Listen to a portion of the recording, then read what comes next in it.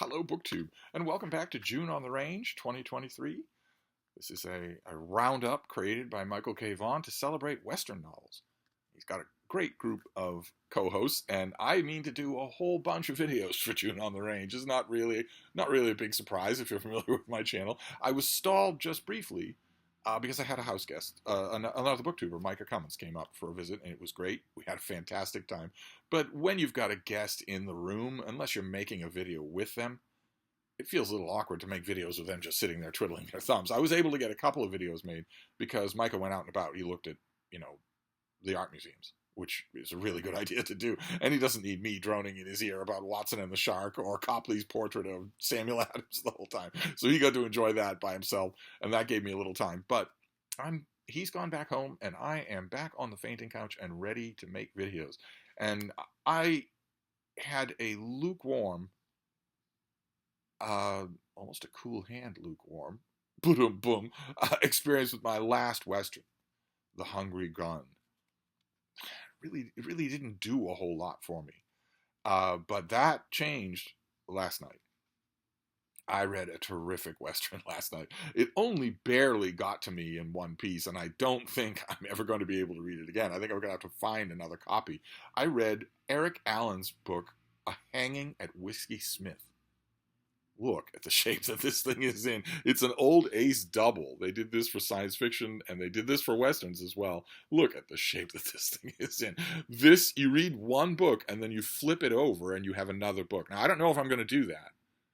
I might not do that. I might move on to another Western. Well, I just read this one, Hanging at Whiskey Smith by Eric Allen, who's another example of someone who just wrote endlessly. Just endlessly, just dozens and dozens and dozens of books under his own name and other names, wrote under pen names all the time. And I went into this not knowing anything about it. And I loved it. Just loved it. Oh boy, does it take itself seriously without putting on airs. It is charged with drama. Literally, from the first page, just charged with drama. Because the first page, the first moment of this story is a big man on a big black horse riding like a bat out of hell towards Fort Smith. And the narrative is actually very good. It's very solid and advanced. The narrative shows us a core cast of characters as they watch that man ride by like he has the demons of hell behind him. They watch him, and each time the narrative shifts from one character to another who is watching him ride by, that character is introduced. Ooh. Ooh. All right, I'll note it in the video description. It's a very effective way to do it. We meet a cattle rancher named Wes Cutler, and we're given a pretty ambivalent idea about his scruples. We meet a young man named Sully Jansen, who seems like the X factor in so many Western stories. A young man who doesn't know what direction to jump in, wants to prove himself, might be a danger to himself, might do something foolish. We meet his sister, who may or may not end up being a love interest. And we also meet the guy who's doing the riding, and we learn why he is racing to Fort Smith. His name is Boot Lantry.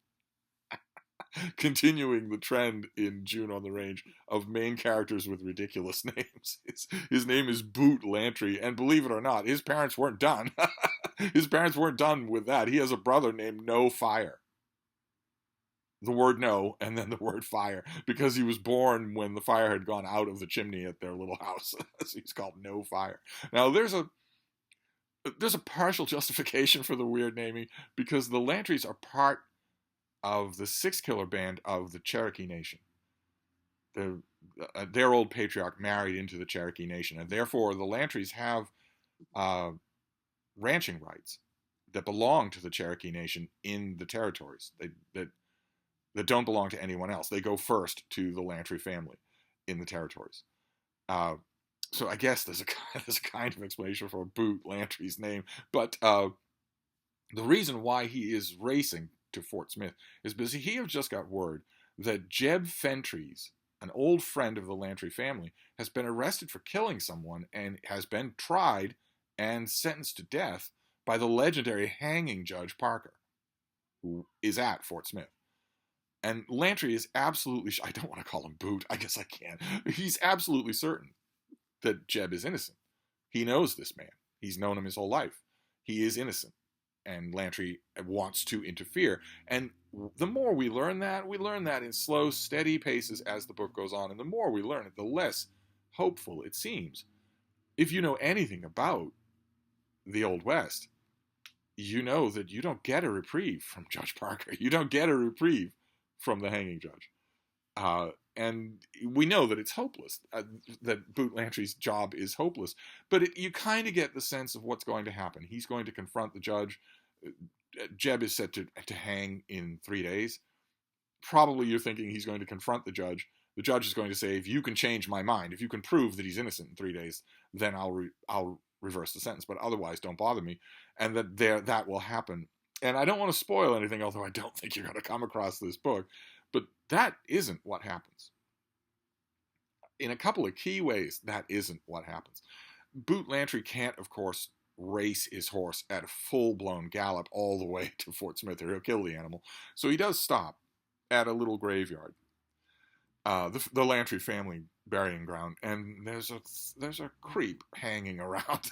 There's a creep named Mace Bracken who is hanging around there, and they pull guns on each other right away. They are old family enemies. It's an easy way to introduce somebody who, along maybe with Wes Cutler is not quite so mustache twirling as Mace Bracken, is an easy way to introduce somebody who is thoroughly no good.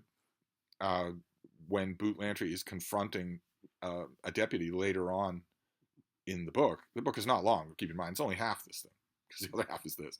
When he's confronting a deputy who's just rounded up some young troublemakers, he castigates him and says, "There are people like Mace Bracken walking around. Why aren't you bringing them in instead of making trouble for people who are just letting off steam or who are obviously no harm to anybody?" But eventually, Boot does indeed get an interview with Judge Parker. Judge Parker is really well done in this book. He's not a major character, but if you're gonna bring up Fort Smith in the Indian Territories, you can't not have him be there. And Judge Parker gives him 3 minutes, and Boot doesn't have even 3 minutes of stuff to say. He basically has one thing to say, which is that Jeb Fentrys is innocent. So you can't go ahead with this. You will be executing an innocent man. And Judge Parker roundly brings him up short. Whoever this Eric Allen person is, I don't know if Eric Allen was his real name. Maybe this is one of his pen names. But he must have done a little reading about Judge Parker, at least a little, because his Judge Parker strikes true. His Judge Parker roundly brings Root up, halts him in his track, and says, "I'm not hanging anyone. The law is hanging your friend," which is exactly what Judge Parker always said. He went to his grave saying, "These territories are going to be governed by the law. They are not going to be governed by men with guns. My men have guns, but it's the law who's drawing those guns. It's the law that's sending them out to your ranch if you break the law. So don't blame me. I might be aware that the newspapers back east are giving me the name, the hanging judge, but I'm not doing anything." It's a really good scene, but it's incredibly complicated by the fact that when Boot Lantry finds Jeb Fentrys in the town's jail, Jeb says, "I'm guilty. I shot the man in the back. I confess to it in court in front of Judge Parker. Don't try to save me. I'm guilty." And all of that, I mean, by the time this is happening and you've got all of these characters just sort of mingling around, just sort of all of them seem to have heavy emotional stakes in the story, I was completely hooked. Just completely hooked.